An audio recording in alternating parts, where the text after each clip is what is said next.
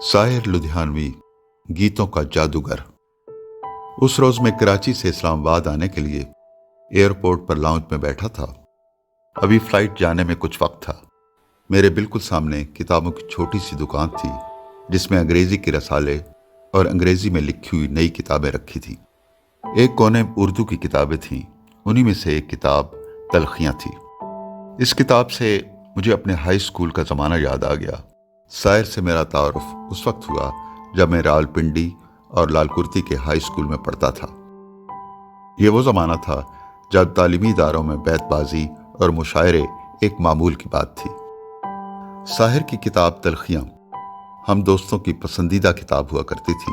मुझे याद है उसने मकबूलियत के नए रिकॉर्ड कायम कर दिए थे।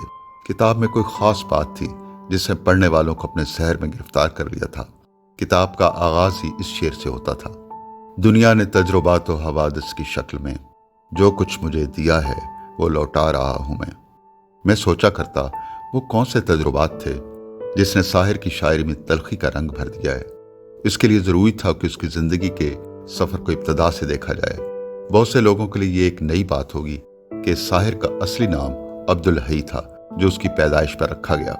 साहिर के वालिद फजल मोहम्मद लुधियाना के एक बड़े जागीरदार थे जिनका रोब और दबदबा दूर दूर तक था, लेकिन सब कुछ होने के बावजूद किसी चीज़ की कमी थी। फजल मोहम्मद का कोई बेटा नहीं था जो उनकी जायदाद का वारिस होता। फजल मोहम्मद साहब ने मुतअद्दिद शादियां की। सरदार बेगम उनकी 11वीं बेगम थी जिनसे साहिर लुधियानी पैदा हुए। ये उनकी ज़िंदगी में एक बहुत बड़ी खुशी का दिन था कि जागीर का वारिस पैदा हो गया है, लेकिन कुदरत को कुछ और ही मंजूर था। साहिर के वालिद फजल मोहम्मद एक रवायती जागीरदार थे। उनका अपनी बीवियों से सलूक मुनासिब नहीं था। साहिर की वालदा सरदार बेगम के लिए सूरत हाल नाकाबिल कबूल थी। आखिरकार बात तलाक तक आ पहुंची। वालिद साहिर को अपने पास रखना चाहते थे। साहिर जो बड़ी दुआओं के बाद उनको मिला था और जिसे उनकी जागीर का वारिस होना था, साहिर के लिए जिंदगी का मुश्किल तरीन वक्त था। एक तरफ बाप की जागीर थी जिसके हुसूल के बाद वो सारी उम्र ऐशो आराम की जिंदगी गुजार सकता था, और दूसरी तरफ माँ सरदार बेगम थी जिसके पास दुनियावी दौलत तो नहीं थी लेकिन मोहब्बत और प्यार का खजाना था। साहिर ने अदालत के रूबरू बाप के साथ जाने से इनकार कर दिया और माँ का हाथ थाम लिया। माँ साहिर की कमजोरी थी। वो शोहरत की बुलंदियों पर पहुंच गया तो भी माँ के सामने एक बच्चे की तरह होता। वो दिन में कई बार माँ से न मिल लेता तो उसे चैन न आता। दिलचस्प बात यह है कि साहिर को जब मुख्तलिफ शहरों में मुशायरे पर बुलाया जाता तो गाड़ी में वो अपनी माँ को साथ लेकर जाता। पढ़ने की उम्र हुई तो साहिर को लुधियाना के खालसा स्कूल में दाखिल कराया गया। स्कूल के बाद गवर्नमेंट कॉलेज लुधियाना में दाखिला हो गया, लेकिन यहाँ एक साल ही गुजारा था कि 1943 में कॉलेज की इंतजामिया ने डिसिप्लिन की खिलाफ वर्जी पर उसे कॉलेज से निकाल दिया। कॉलेज की मैनेजमेंट को क्या मालूम था कि यही तालिब इल्म एक दिन उनके लिए नेक नामी का बायस होगा। बाद में जब वो बड़े सगीर के मशहूर शायर बन चुके थे, उन्हें कॉलेज की एक तकरीब में बुलाया गया जहाँ उन्होंने अपनी नज़्म नजर कॉलेज पढ़ी। अब इस कॉलेज के ऑडिटोरियम का नाम साहिर ऑडिटोरियम है। 1947 में साहिर अपनी वालदा के हमरा लाहौर आ गए। लाहौर में उन्होंने कई मारूफ अदबी रसालों अदब लतीफ़, शाहकार और सवेरा के लिए काम किया। 1949 की बात है। सवेरा में छपने वाली उनकी एक तहरीर पर उनकी गिरफ्तारी के वारंट जारी हो गए। साहिर छुपते छुपाते सरहद पार चले गए और बम्बई जा पहुंचे जहाँ एक नई दुनिया उनकी मुंतज़िर थी। वो अभी लाहौर में ही थे कि उनकी किताब तलखियां शाया हुई थी। ये एक मुख्तलिफ तरह की शायरी थी, गुलो बुलबुल और जुल्फ और रुखसार से हटकर। ये किताब समाजी नाइंसाफियों और जंग की तबाहकारियों के खिलाफ एक सदाए एहतजाज थी। किताब की मकबूल नज़मों में ताजमहल शामिल थी। ताजमहल पर नज़्म नसर में बहुत कुछ लिखा गया, लेकिन इस ज़ाविया निगाह से शायद ही किसी अदीब ने लिखा हो। नज़्म की ये सतरें, एक शहंशाह ने दौलत का सहारा लेकर हम गरीबों की मोहब्बत का उड़ाया है मजाक, अमर हो चुकी हैं।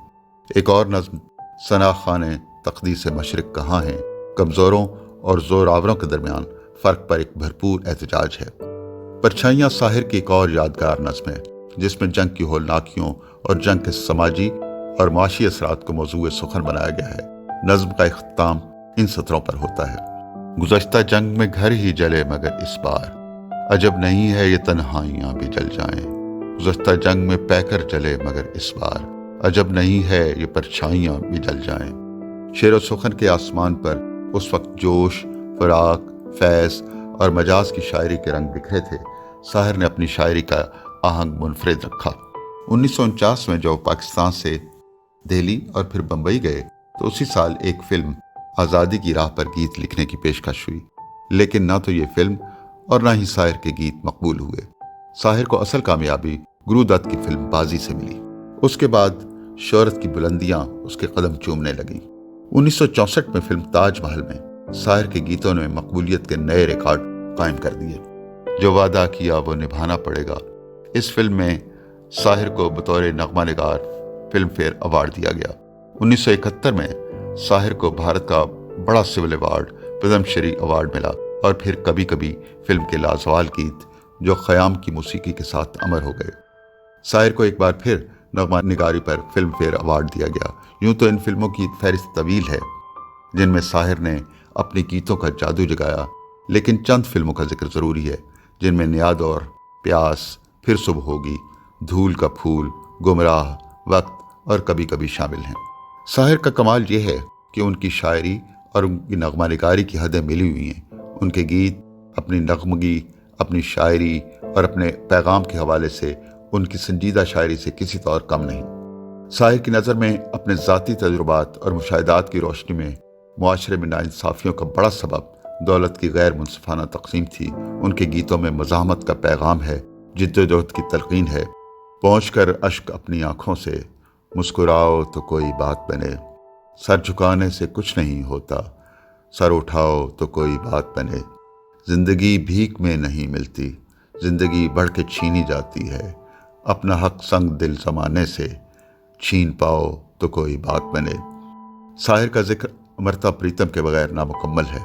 अमृता प्रीतम खुद पंजाबी की एक मारूफ शायरा थीं।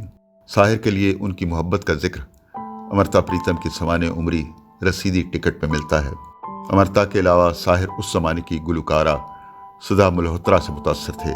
दिलचस्प बात यह है कि साहिर के चंद बेहतरीन गाने सुधा मल्होत्रा की आवाज़ में हैं, लेकिन साहिर की ज़िंदगी में एक खालीपन था, एक बेनाम सी उदासी थी जो आखिर दम तक उसके अमर आ रही।